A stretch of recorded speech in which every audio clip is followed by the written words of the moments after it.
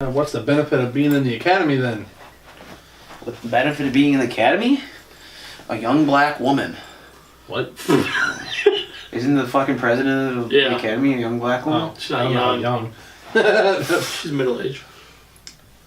Stands with a fist. That's right. Kevin Costner directed and did not write. It was Michael Blake starred.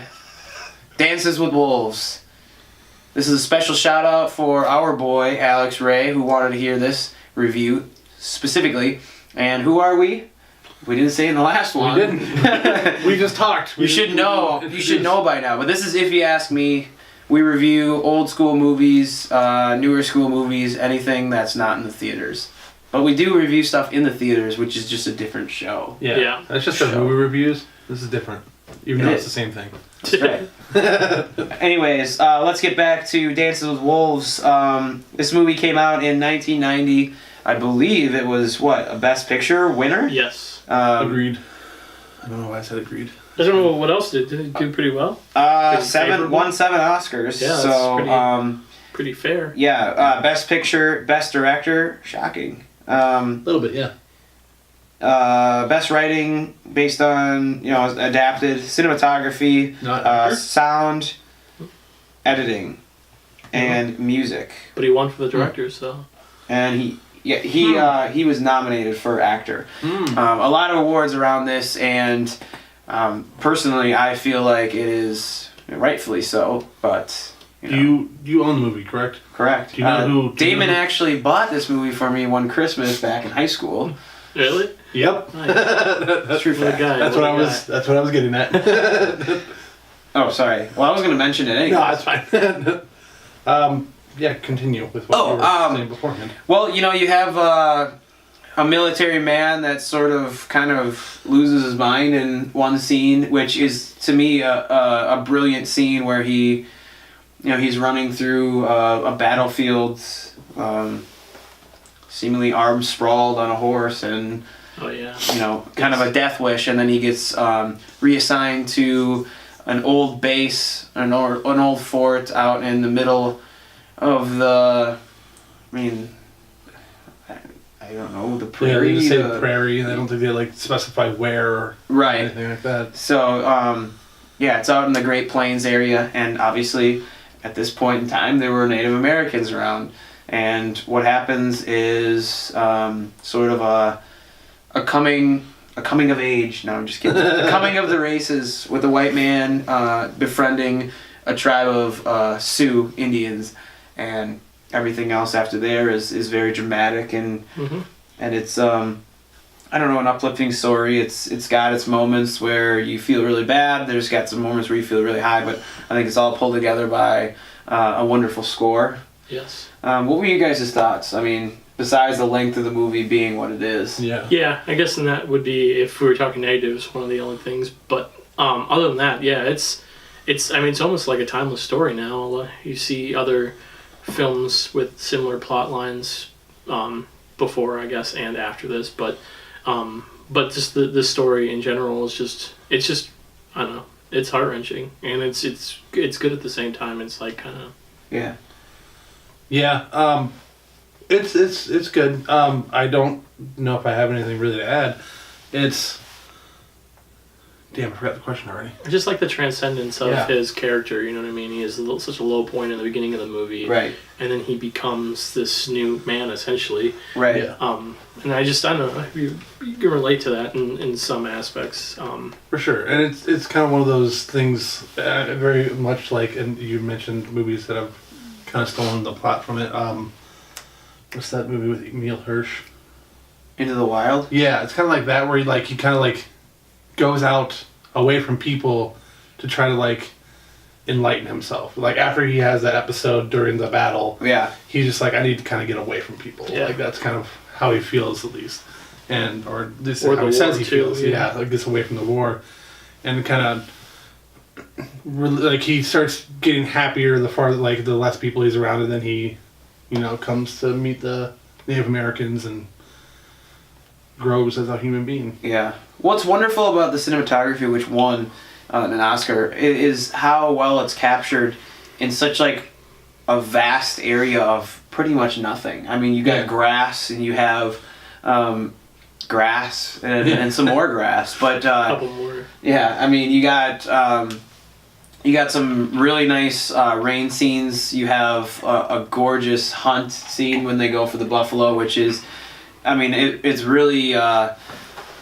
mean, it's heart-pounding in ways, and I mean, I think that has the tension while he's meeting, you know, the Native Americans, and then when he's sort of being accepted into it, and then they have their own mini battles, and then obviously when the U.S. military finally comes and finds him, and then you have the ending, which is obviously again just terribly heartbreaking, which we'll get to in a moment.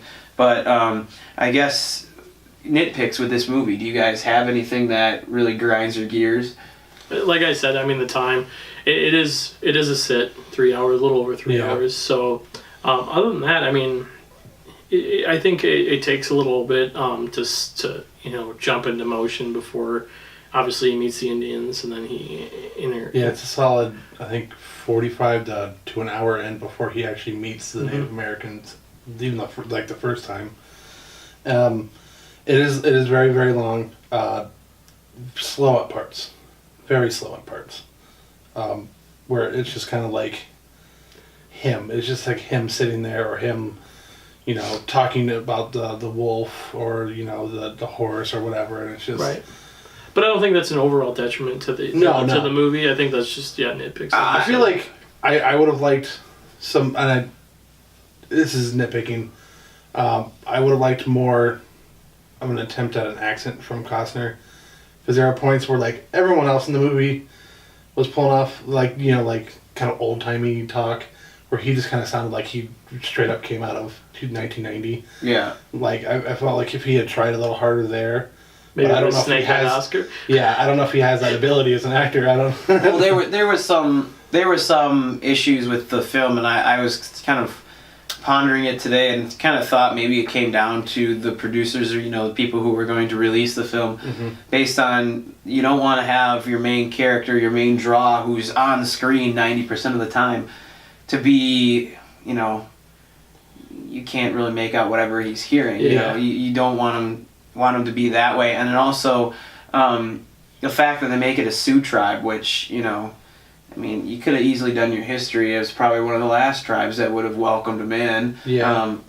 And then they fight, you know. Better. I mean, it's just like, it's little nitpicks like that I just feel like if they would have done their homework. But then again, when you ask someone a tribe, they're probably going to say Sioux. So why not sell to that audience that knows? It's one of the most recognizable. And can relate, yeah. So, I mean, that I can understand. But just I for some reason this movie is just it's like ice for me, man. I slide right through it. I love the movie from the beginning to the end. And I can pick it up wherever and watch it through, whether it's the last 10 minutes or whether it's an hour and 10, you know, with left in the movie. I can sit there and watch it.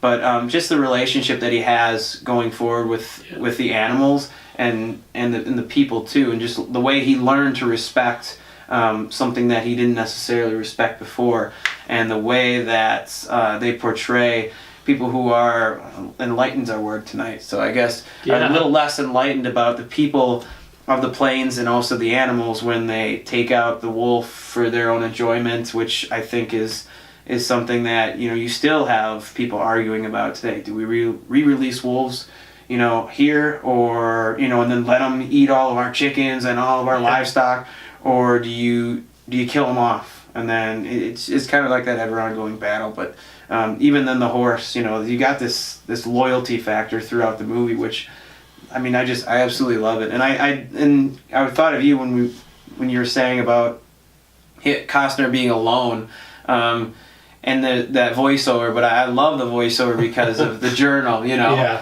the way he's writing in the journal, and it adds sometimes some humor to it, you know. When there's nothing else to really laugh at, you know, he hits his head on, you know, his bonk or something like that, and it's fun. I mean, I really enjoy it. I enjoy Costner usually, so I mean, it's personally a movie that I could sit down and watch. You know, it's It is good. It's fun.